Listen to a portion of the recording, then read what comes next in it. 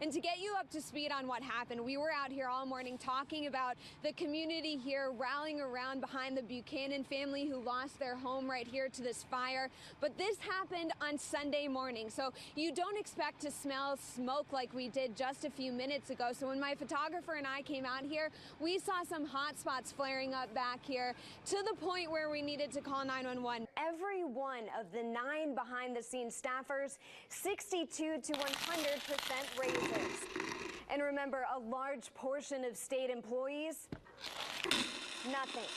Just behind me, we have some trees that are down, blocking the road completely this way. And the scariest thing that we saw this morning was a school bus just tried to get through this and actually did pass through here. When we drove that way earlier, we saw power lines dangling. And right now, even to this way, you have to weave in between trees. So right as the sun's coming up, this is something you're going to have to deal with this morning on your commute. So make sure to be extra careful. And people take this very seriously. Some people not being able to move from their spot when they're glued to their TV, but here in Tampa, those superstitions are alive and well. Check out this Bama fan from Birmingham area. He has worn this shirt every game for the past 5 years, and yes, he does wash it. These $2 bills are floating all around Tampa.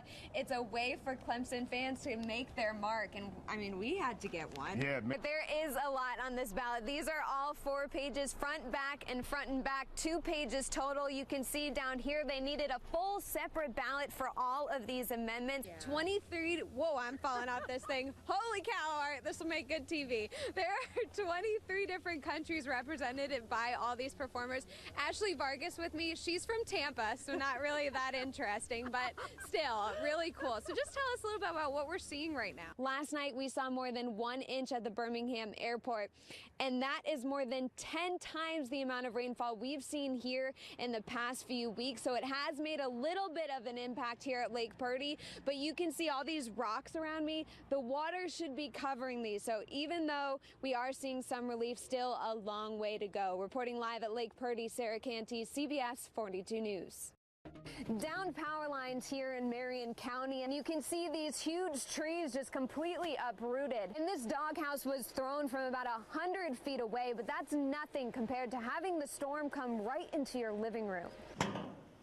Richard McGuire thought he was out of the storm's path when the storm came to him. I saw all that falling in on me. I sat right there because I didn't have time to go nowhere. I don't know where I went. I wouldn't have went out here. This piece of metal acting as a cover over his head, able to get out without a scratch. That's where all that come down on me, you know, but it just come quick. And just like that, destruction. It's no more. Nothing no more, you know. I mean, nothing to that. All this damage happening in a matter of seconds, and now it's going to take a long time to rebuild. The state's broke. There's no money to fund services like Medicaid. Those are the cries we hear over and over again. So positions are cut and salaries stagnant. But after digging deeper into what people working behind the scenes of representatives and senators at the State House are making, what we found may surprise you. It's a trip down memory lane for Dee Hartley. I used to be very proud. Now retired after working for the state's court system for 31 years. For nothing. That's how she feels about the end of her state service. We would lose usually 2 employees per division each time the new budget came out. Expected to do more with less. Expected to get the work done. The phones just ring constantly. What kind of raise did you see? Anything? No. None? Not a penny more. Had not received a cost of living, had not received any merit raises, nothing. In her last 3 years working, Dee was one of nearly 30,000 state employees, the majority on the merit system, a system that's supposed to take the politics out of hiring, firing, and raises. With a set pay scale, once you hit the top, that's it, no more raises. But working in the State House, a lot of positions are non-merit, so lawmakers set the staffers' salaries. Using public records, I went employee by employee, working behind the scenes at the State House, the secretaries, the clerks, the staff of lawmakers. Putting each one of their salaries back to back, what our investigation found, some employees are getting big raises. Behind the scenes in the House, most employees got on average 2 to 3% pay raises, or pennies, in the past 3 years. But we found numerous employees at the State House who got big raises. An executive assistant in the House, 20% pay raise for you. An assistant to the clerk, 32% pay raise for you. And then most glaring of all, the Senate staff. Last year, every one of the 9 behind-the-scenes staffers, 62 to 100% raises. And remember, a large portion of state employees, nothing. Thank you.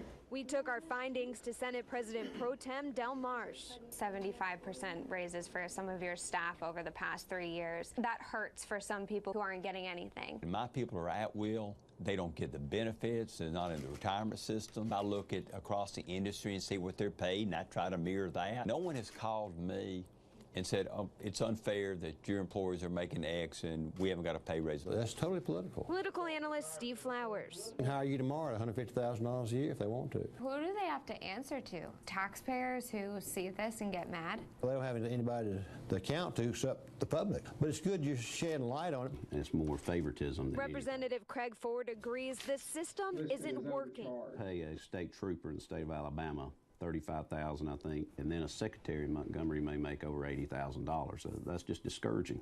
It really makes me feel angry. If you had the opportunity to speak to someone like Del Marsh or whoever is involved in getting these raises, what would you say to them? I would really like just to drag him around to the offices to see how much work is done, how hard these people work, but yet and they come back and they do it on a daily basis. Del Marsh says since he took over the Pro Tem's office a few years ago, he cut the budget and spending in half. And those numbers do add up. The amount of employees are less than a quarter of what they were, but still seeing raises year after year. In studio, Sarah Cantey, CBS 42 News.